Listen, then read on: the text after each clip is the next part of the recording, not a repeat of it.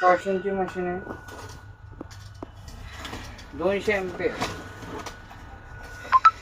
आणि त्याला warranty card आहे, 1 वर्षाची वॉरंटी येईल.